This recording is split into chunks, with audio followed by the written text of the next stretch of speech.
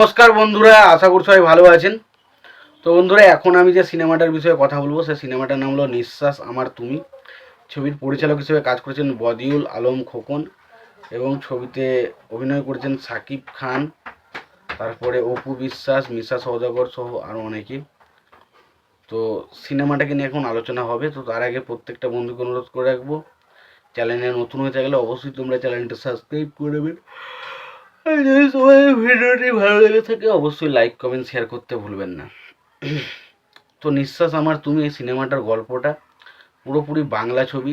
I love you যদি আপনারা সিনেমাটা দেখে থাকেন দেবের, তো সেই সিনেমাটার মতো হুবাহু ডিটো একটা সিনেমা।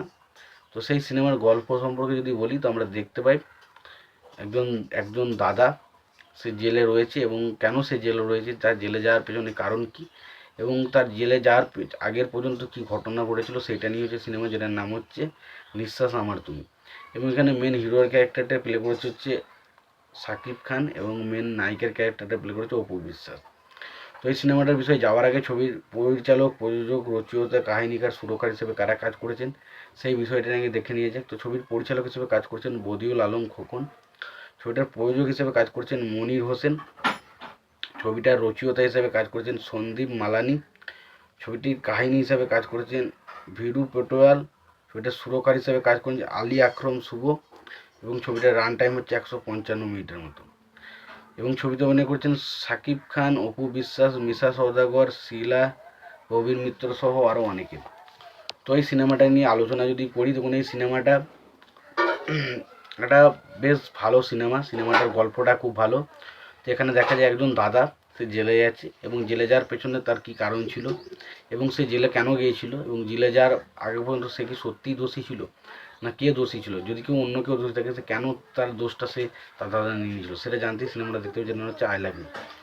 তো আই লাভ ইউ বলছি, নিঃশ্বাস আমার তুমি। তো এখানে সাকিব খান সে একজন বড় লোকের ছেলে এবং এখানে অপু বিশ্বাস সে একজন গরিব দাদার বোন।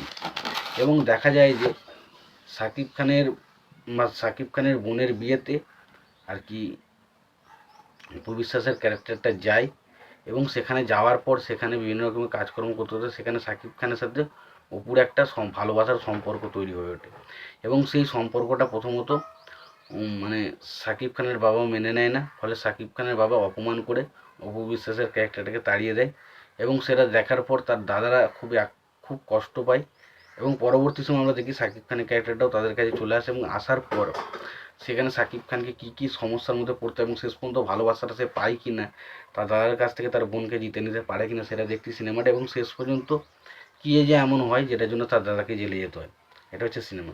তো সিনেমার প্রথম পজিটিভ হচ্ছে সিনেমার মধ্যে যে ইমোশনাল জায়গাগুলো সেটা দুরন্তভাবে ওয়ার্ক করে। ছবির যে হার্ট টাচিং ব্যাকগ্রাউন্ড স্কোরটা রয়েছে সেটা খুব ভালো এবং পাশাপাশি ছবির গানগুলো খুব ভালো। ছবিতে সাকিব খান ও অপু বিশ্বাসের মধ্যে যে কেমিস্ট্রিটা দেখানো সেটা বেশ ভালো এবং ছবিতে বেশ কিছু অ্যাকশন দৃশ্য রয়েছে সেগুলোও কিন্তু দেখতে ভালো লাগে। তো ওভারঅল আমি সিনেমাটা বলবো একটা বেশ এন্টারটেইন করার মতো সিনেমা, অবশ্যই দেখতে চাইলে দেখতে চেয়েও। আর ভিডিওটি ভালো লেগে থাকলে লাইক কমেন্ট শেয়ার করে দিও, চ্যানেলটা নতুন হয়ে থাকলে অবশ্যই তোমরা চ্যানেলটা সাবস্ক্রাইব করে নিও, পাশে বেল আইকনটা অবশ্যই প্রেস করে দিও। ভালো থেকো, সুস্থ থেকো, দেখা যাচ্ছে পরে।